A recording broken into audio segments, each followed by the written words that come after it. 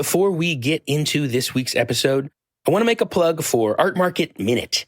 This is Artnet News' new micro podcast hosted by Margaret Kerrigan, who's the site's news editor Europe. It offers a weekly snapshot of essential art market news expertly compiled by the Artnet Pro editorial team. Ultimately, she said that the market sometimes forgets that it's the artists in the end who are the reason that this multi-billion-dollar industry exists in the first place, and that any dealers who are getting too greedy would do well to remember that. Hi, I'm Kate Brown, and this is The Art Angle, a podcast from Artnet News, where the art world meets the real world to bring each week's biggest story down to earth. The art market is a notoriously woolly place where deals are done with hushed handshakes behind closed doors. This, of course, applies to auctions and art sales and art fairs, but it's also true of something even more fundamental to the art business: artist representation. How exactly does a gallery nab a hot new artist? And how does an artist ultimately decide to join them and to stay on during moments of skyrocketing success, or to leave at any given time? There are no rules to this game, but there are definitely some trends, and some are almost too strange to believe. Joining me today to help untangle this secretive art of wooing artists onto rosters is European market editor Naomi Ray. Hi, Naomi. Thanks for joining us on the Art Angle today. Thanks for having me. Artists know that one measure of success in this business is to get gallery representation. But these business relationships are not always lifelong marriages, nor do they seem monogamous either. What is the nature of gallery representation, Naomi, and how is it changing? So that's a great question. For decades, the art industry had a certain way of doing things. For a struggling artist hoping to build their career, there was one clear objective. As you say, find a gallery to represent you. Achieving this goal would mean finding support for their studio practice, a clear business strategy for carefully pricing and managing the supply of the work to the market, and being connected to networks of collectors, critics, and institutions who could determine their place in art history. And in return, the artists would share their financial successes equally with the gallery by agreeing to a 50-50 commission split when their work is sold. But on the occasions when the market alchemy that is set into place by a gallery hits just the right note, demand begins to exceed supply on the primary market, auction prices skyrocket, and art industry mega businesses who are hungry to create a monopoly on the red-hot market for ultra-contemporary art begin to circle. Now, these mega galleries can afford to make artists irresistible offers that can, and often do, cause their loyalty to the galleries that raised them to falter. Many of their smaller colleagues see their power as an existential threat, and these mega businesses are only continuing to grow. Today, the big four mega galleries of Gagosian, David Zwirner, Pace, and Hauser & Wirth represent a combined 400 artists and occupy more than 330,000 square feet of exhibition space worldwide. Right. And it sounds like they've been hoovering up artists at a more rapid pace than ever before. So when an artist leaves one gallery to join another, be it a mega gallery or not, very often what we observe is both sides say absolutely nothing about the nature of what happened. But of course, on the fair floor and elsewhere, rumors do swirl, and you've been able to uncover some of the ways that galleries manage to woo these notable artists onto their rosters. What can you share with us about those cloudy dealings? Well, they are cloudy indeed, as you say, and there are kind of various reasons that this information might not be in a gallery's best interest to be made public. I mean, if one of your artists finds out that, one of your other artists has a better deal, then, what's stopping them from trying to renegotiate? So the exact makeup of some of these kind of cloak and dagger dealings is kind of the stuff of ghost stories that younger dealers tell each other around the campfire. They speak in kind of hushed tones of businesses dangling the carrot of lucrative offers, such as signing bonuses and unbalanced commission splits, to lure artists into betraying them. As you might remember, the talk of the town at the 2019 Miami Basel was that the coveted millennial artist Avery Singer had just left Gavin Brown. And the rumors swirling at the fair then were that the mega gallery Hauser & Wirth had offered her a $1 million signing bonus to win her favor. Of course, the gallery categorically denied this at the time, but nonetheless, an urban legend was born, and it has yet to be quashed, as I think multiple sources recently repeated this $1 million sum to me, although none were ever able to substantiate it. For their part, the mega galleries all deny that offering cash advances to artists to seduce them away from their galleries is something that's common practice, but they are less cagey about using their significant financial resources to their advantage in other ways. Well, I can imagine that they don't want to set a precedent of having to give $1 million out to get an artist onto their roster. Do you have a couple other examples of what this can look like? Yeah, sure. So, for example, when Gagosian was courting the artist Titus Kaphar last year, they knew that it would be key to show commitment to Kaphar's New Haven-based arts incubator program, Next Haven, which he's really passionate about. And sure enough, after Kaphar signed with the Mega Gallery, it announced that it would be fully endowing this paid apprenticeship program for high school students, throwing its weight behind a professional development program and sponsoring the expansion of the model to other cities, which altogether is not a very cheap endeavor. And this year, Pace Gallery has added 6 artists to its roster, including the world's most expensive living artist, Jeff Koons, who left his other galleries, David Zwirner and Gagosian, in a major trade of allegiances. I chatted with the Mega Gallery's vice president, Jessie Washburn-Harris, about this, and she told me that one of the keys to securing Koons was that the gallery was able to promise to finance the production of the artist's newest body of work. Koons is notoriously a bit of a perfectionist, and his fabrication process is known to be very expensive. More generally, when recruiting artists, she said that the gallery tends to tailor its approach to each different artist, and the aim is to be able to offer them something that another gallery can't provide. And as they all compete with each other for art market dominance, these mega galleries are kind of honing their unique brand offerings. To sort of sum it up, Gagosian has long been regarded as the world's top gallery and kind of relies on its elite kind of maximalist brand. David Zwirner sets itself apart by its intellectual and curatorial strength. Hauser and Wirth on the draw of flashy destination locations, and Pace has emphasized its technological wizardry. Wow, okay. So it sounds like there's not any particular one way in which to woo an artist, but what I do detect across all of these stories is that it takes a lot of money. And it sounds like mega galleries in this case would really have some serious upper hand when it comes to drawing an artist onto their roster. Is that totally true? And what can other dealers do to keep up, those who might not be, in 6 cities around the world?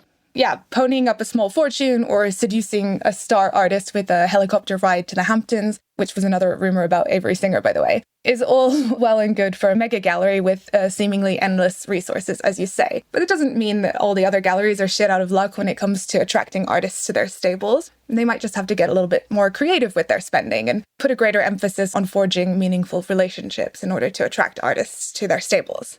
And that's not to say that there isn't an element of the courtship that involves splashing some cash around, though it might be in the decidedly smaller order of taking them to their favorite restaurant or maybe presenting them with a personalized gift. I had a funny conversation about this actually with the in-demand surrealist figurative painter Jamie and Giuliano Villani, who told me that gifts are truly her love language, and she shared a couple of stories about some of the ways that her gallerists have courted her affections. So first, she was saying that Jasmine Sue of JTT Gallery sent her a huge case of her favorite Starbucks Frappuccino drink whenever she was courting her affections in 2014. And other dealers also made her kind of some funny offerings. Gallerist Andrea Rosen apparently nodded to the artist's impish sense of humor by presenting her with a crystal dildo. I'm not sure what the going market rate on a crystal dildo is, but I'd wager that it's cheaper than a helicopter ride. Wow. Others indulged her taste for luxury fashion. A Chanel handbag, courtesy of the Italian dealer Massimo Di Carlo, was another winning touch. So today, JTT Gallery represents Jamie and Giuliano in New York, and Massimo Di Carlo oversees her market in Europe. But she did stress all the same that these kind of gifts were really just a starting point for a conversation, and that the reason that she's kind of stayed with her galleries despite the rise of her market is that she's been able to build a close friendship with them, and she really thinks that they trust her artistic vision and give her the freedom to develop how she wants to. Right. I mean, diamonds do sweeten the deal, though, don't they? It sounds like. But money and presence aside, of course, there's a lot more that goes into these relationships other than superficial things. What else can galleries of all stripes, whether they be big, small, or medium range, what can they do to keep a healthy relationship going with their artists over the years? Well, I spoke to quite a number of artists and dealers, and it seems like there's no one-size-fits-all approach to building a relationship with an artist. The Chinese artist Ai Weiwei, who has resisted the big four galleries in favor of still blue-chip dealers, Listen, Continua, Max Hetzer, and Mary Boone, he said that all of his gallery relationships were founded on the dealers really identifying with and understanding his work, and that they've continued because he's bonded with them all as individuals over time. And one thing that he said was a good litmus test for whether a gallery is trustworthy is something that can only be really demonstrated over time. And he said that it's if they step up when an artist is in difficulty. And for the dissident Chinese artist whose political work has often gotten him into trouble with the government, there have been no shortage of hard times to kind of put this to the test. And he said that one of the most memorable things that his galleries did was really step up and demand his release whenever the Chinese government disappeared him for 81 days in 2011. For the mid-career painter Cynthia Dagno, who recently joined the roster at Casman Gallery, she said that there are a number of attributes that she could never tolerate in a gallery. So no toxic work culture, no sexist, and no racist. Also on her no-no list is any kind of disorganized business that fails to pay its artists promptly. And she put it quite nicely when she told me that choosing a gallery is like choosing a life partner. She said that she's looking for a love match rather than any marriage of convenience. And she's got no time for fair weather friends either, she said. While there's no shortage of galleries that might work with an artist just because their work sells or is popular with a particular set of collectors or curators, she wants whoever she works with to really love and understand her work. And also she wants to make sure that the gallery is open to allowing her practice to evolve wherever she wants it to go.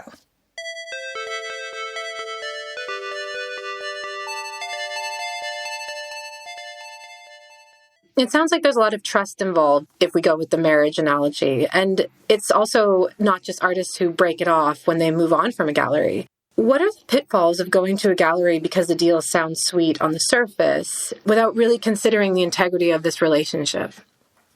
I think it comes back to the point that Dagno made about making sure they're not just fair weather friends, especially when it comes to artists who are having a market moment. The danger of being kind of blinded by dollar signs and embracing too fast a market rise is the creation of a speculative bubble that eventually bursts, which is what happened to a lot of the zombie formalists who were market stars in the early 2010s. I think an artist needs to choose a gallery that has a more sustainable strategy for growing the market.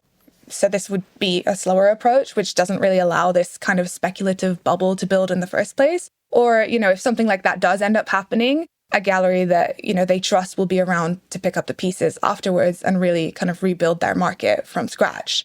And I suppose that if you have a close personal relationship with a dealer and you trust that they've taken all of these considerations regarding the long-term health of your career into account, then you can be more confident that you're not just some kind of replaceable cog in a massive industry machine that could be discarded just as soon as the next hot thing comes along. So when artists make a switch from one gallery to another, there's often talk about them having outgrown their original galleries as some sort of rationale. How can a gallery change this narrative and really grow alongside their artists and with their artists? Of course, yeah. A good relationship alone is not always enough to keep artists from jumping to another situation. And I was talking to the dealer Dominique Lévy of Lieve Gorve Gallery, and she stressed that galleries must also be flexible about their arrangements with artists and allow them to change over time. So she said that she never really wants any of her artists to feel like they've been bought or that they're handcuffed by their agreement with a gallery. And this means allowing artists the freedom to develop their practice in the directions that they want to. So if galleries want a future with their artists, she thinks they shouldn't bind them to restrictive covenants like exclusive worldwide representation, but if they want to work with other galleries in other countries and other continents, they should be allowed to do that if they want to. And then she also said that this flexibility should extend to being open to artists seeking to readjust the financial aspect of their relationship as their careers grow as well. That's so interesting. Yeah, I have been hearing more and more dealers describe representation more as a partnership than representation. And, by nature of partnership, it sounds like it can really evolve and it's not this kind of static thing. So just to recap, we've spoken about the relationship between an artist and a dealer as something that is typified by trust and collaboration. But of course, we can't ignore the hard numbers as well. So the traditional gallery sales model works on commission, which is most often a 50-50 split between the artist and the gallery. But as your research shows, some galleries are courting top artists by offering a more unbalanced split. What can you share about that? Yeah, you're right that traditionally the art industry has been kind of different to a lot of, entertainment and that kind of thing. It's quite rare to actually see such an even split between the artist and the gallery. Usually it is, in other industries, it doesn't really favor the creators. So the art industry is kind of generally being looked at as kind of generous in having this 50-50 split. And gallerists have kind of really stuck to that tradition, really reluctant to kind of let go of it. But when other galleries come along and they're offering an artist a more favorable cut of the takings, that can sometimes be quite a persuasive offer. Again, I was talking to Dominique Lévy about this, and she said that, there's no reason that an artist shouldn't be able to readjust the financial contract as their careers grow. While in the beginning of an artist's career, this even 50-50 split might be fair because this is a partnership that is untested and heading into uncharted territory, and splitting things evenly makes it possible for galleries to finance the kind of support that a young artist, requires to build up the right attention in this stage of their career. But she said that when an artist has established a certain level of career, why should that stay the same? There should be an opportunity for the artist to kind of redefine that partnership based on kind of what the relationship means now.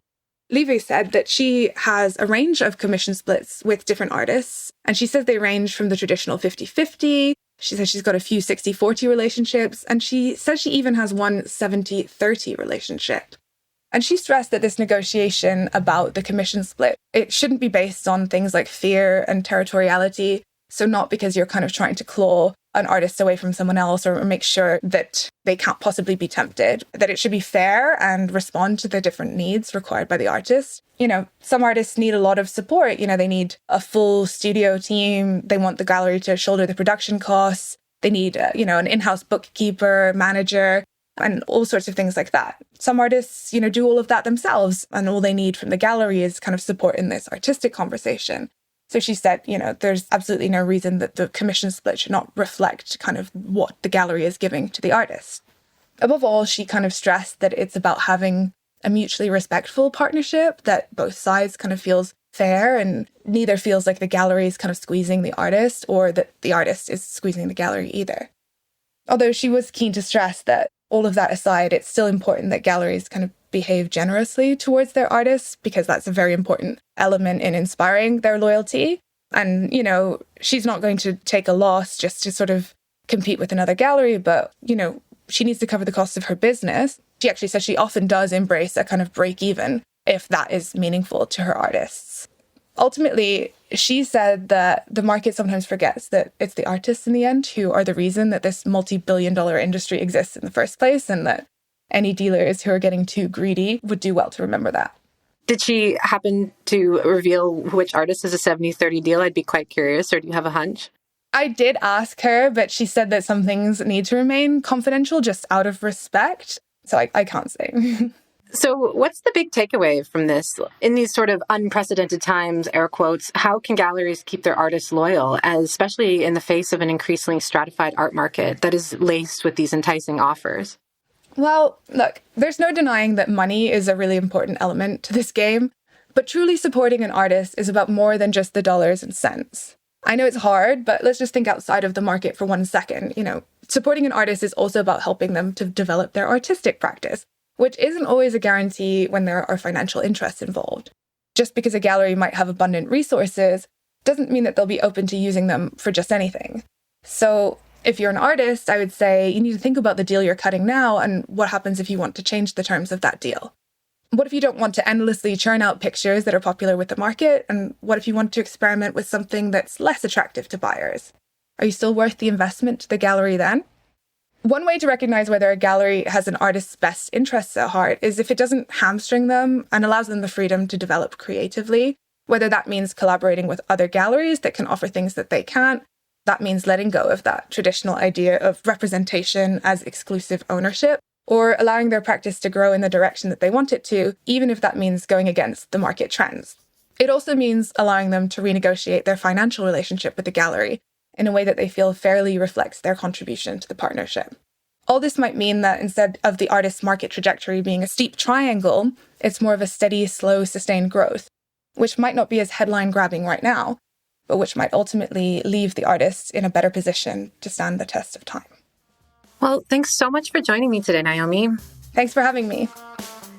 That's it for this week's episode. If you like what you heard, you can subscribe to the show on Apple Podcasts, Spotify, or wherever else you tune into your podcasts. Also, take a moment to rate and review us. It will help other listeners discover what we're doing. And if you have some feedback or maybe a recommendation for a future episode, go ahead and email us at podcasts@artnet.com. That's podcasts@artnet.com. The Art Angle is produced by Sonia Manalili, Tim Schneider, and Carolyn Goldstein. Thanks again for listening, and see you next week.